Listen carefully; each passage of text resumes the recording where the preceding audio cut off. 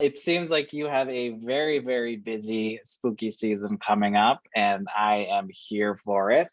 Well, whoever would have thought that the little Southern Baptist boy would grow up to be the queen of Halloween? Right? It's a good title to have. Yeah, oh, I love it. I'm going to embrace it. And first off, I did want to just talk a little bit about your upcoming role in Hocus Pocus. I know it's been announced that you're in it. We've had Kathy Najimy talking about how excited she was to have the three of you on set for whatever this scene is going to be. But can you talk a little bit just about how it came about? Was there an audition process, or did they just know they wanted Ginger? Well, they knew they wanted Ginger. And it was Good. only that it worked out the way it did because Ann Fletcher, who directed Hocus Pocus, also directed Dumplin', which I was in on Mm. Netflix with Jennifer Aniston a couple years ago. And I was playing Ursula in this Disney Villains tour in the UK last year. It's in the middle of the night, and my phone just starts blowing up. I'm like, why is Ann Fletcher blowing up my phone? So I pick it up and I text her. I'm like, girl, it's 3 a.m. What do you want? She said, Ginge, I've created this role. I really want you to become be a drag queen version of Winnifred Sanderson. You're going to get in a fight with Bette Midler. And I want you to give us a list of girls that you would like to work with as your sisters. So I gave them Mm. like 3 names for each of the girls. And they ended up picking 2 from that list with Cornbread and Kimora Hall. And like the next thing I know, I'm on set dressed as Winifred Sanderson with Bette Midler standing not 10 feet away from me. It was the most surreal thing. But the 3 of them, they didn't give us a chance to be nervous that first day because the Mm. second we walked on, it was right after All Star 6 finished. Okay. And Bette Midler goes, "You were robbed," with those teeth and nails and everything. And they really like set us at ease and made us feel like we were on their level, which PS, we definitely are not on the level of those 3. I don't know anybody that is except them. It's an iconic trio.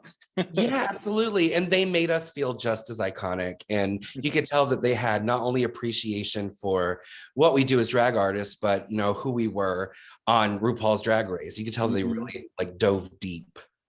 I was going to say, I know Kathy talking to EW was just saying how much of a fan of the show she was and how excited she was Mm. to get a chance to work with the three of you, which has to feel nice. It does feel nice. Well, and Kathy and I did Dumpling together too. She was in that Yeah. movie. And my very first day on set for that one, I wasn't even on set yet. I went for my costume fittings, and I'm sitting outside the little trailer where they're doing the fittings, smoking a cigarette, like the bad girl that I am. And she comes up and she grabs me by the hand. She's like, "You come with me. I want to introduce you to somebody." I'm like, "Okay, this is Cassie Najimy. She's kidnapping me." She takes me across to the biggest trailer, bangs on the door, and it opens, and there's Jennifer Aniston. And she's Surprise. there and she goes, "Oh, Ginger, it's so nice that you're doing our little movie. I have something for you." She turns around, she comes back with a coffee. She said, "I read in an interview that you survive off of coffee, so I got the best one in the town."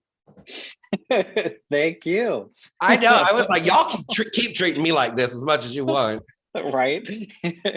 No, just being around the three of them in this, I think I would be geeking out so hard. I can't imagine how, like, trying to keep your cool and like not be a fangirl. Well, like I said, they didn't give us a chance to do that at first. Yeah. It wasn't until like the week that we were there was wrapping up. We're all standing on the lawn of this place where we're filming, and they go 1, 2, 3, fly, and all 3 of them just take off flying over our heads. And that was the moment where like just tears streaming down my face. I was like, 9-year-old me is living their best life and dying all at the same time. Like I never thought I would get to be part of something that was so big. It's still so big in pop culture, but Yeah. particularly in the drag community, it's something that we've really connected with over the years. I was gonna say, I know you've obviously done Winnie in drag shows before, you've done tours before, but have you ever done like Bette imitations before or No, I have. And it's so interesting because when I got cast in Dumplin', I was playing a Dolly Parton impersonator, which again, other than the Southern drawl and like the giant tits, I never thought that I would, and I do tend to speak in sayings that look like they should be stitched on throw pillows. But I never thought that I would be a Dolly impersonator. And then again with this, like, of course, I've played Mary, I've played Winnifred. There was one horrible Halloween show where I had to play Sarah Sanderson, and of course it didn't fit. So I've played all the girls, but never Bette Midler. And it's something that it never clicked in my head, like, oh, this is something I should do, until I spent time around her, and I was like, I get you. I get your sense of humor, and I think I could do this. I was gonna say your snatch games are always legendary. So not that you needed another person to throw into your arsenal. Hey, you never know when they're going to call, so I can go back again. Right? UK versus the world or whatever they end up calling the next I'll one. do whatever. They keep calling, I'll keep showing up. And did you go to Salem for this, or did they film? Where did they film? I guess where your part We was. filmed in Newport, Rhode Island. Okay. So, not too far from Salem, It's but very the similar actual scene too. that we do takes place in Salem, in the world of the movie. So it was very interesting. I had just gone, honestly, like 2 months before. I was in P-Town for the whole summer. I've done it 2 years in a row. And we took a day trip over to Salem just to see where everything had been filmed. So when I got the call to do it, I was like, oh, I've already been there. I know the layout. This is going to be great. I know exactly what we need to do, what we need to see, where we need to eat. It was totally different. No. I'm from Massachusetts, so I have done the Salem trip and the tour around all the houses and everything for Hocus Pocus. So I'm very excited for this one. It's so interesting when you go and look at the places where they filmed the first movie, and you're like, they look so gigantic on screen, like this vast sprawling place. And honestly, like, how did you fit a camera in that tiny little alleyway to get that massive shot of that school? No, it's a small town. It is. But it looks the same. And how was it? I was gonna say, how was it working with Kimora and Cornbread on something like this? Wonderful. I love the two of them.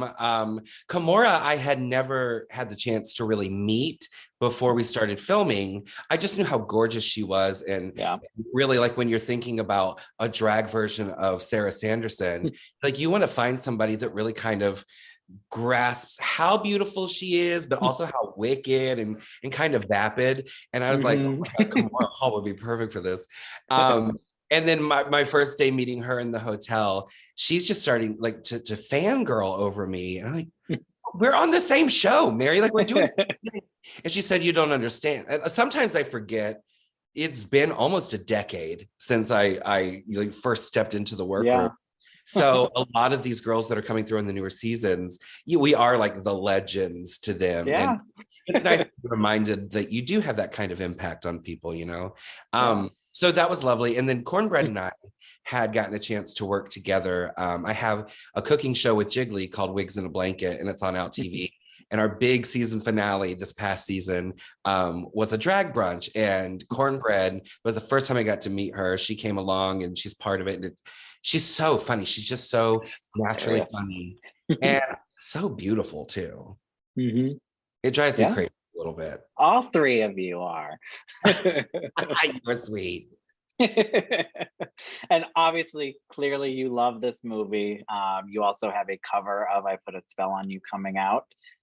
Just how is that daunting to tackle, just knowing how many great vocalists have covered that before, and how in the zeitgeist it will be again because of the new movie? I don't think that it was ever daunting for me. It was more daunting for me that every Halloween, every drag show and every bar across the entire world does a production number to Hocus Pocus. And it's always the same version. It's the Bette Midler version, but we haven't changed that up in 30 years. Some of us like to sing it live and it's not in the right key. So I thought, you know what, now's a perfect time for me to kind of take ownership of this, put my own little spin on it, and do it as kind of a love letter to the drag community. Like, here's something new that you can take and you can do your production shows with this, just to change it up a little bit. And I'm sure we're going to get a music video as well. What can we maybe expect there? The video is everything that you know and love and expect, but with a couple of really big surprises. So it's something that we definitely paid tribute to what everybody fell in love with, but we've made it our own complete. And I'm sure you're doing the same thing with the tour. If you want to talk a little bit about that, what might we see there? What can we expect? I'm mad you're not going to be in LA. We've tried so hard to get a date in LA, and it's well, anybody that's ever tried to get a date in LA will tell you it is difficult. We've got some more plans throughout the year to make some stops in LA on some different tours, but didn't work out for this one, unfortunately. I never would have thought about putting together an entire Hocus Pocus tour, like a stage show. But Bette Midler was very vocal about how much she enjoyed my interpretation of her. So she gave me her blessing and kind of said, all right, I'll take this and run with it. So my best friend Gidget Galore, we've done a bunch of tours together. She's playing Mary Sanderson. She made all of our costumes. They're so gorgeous.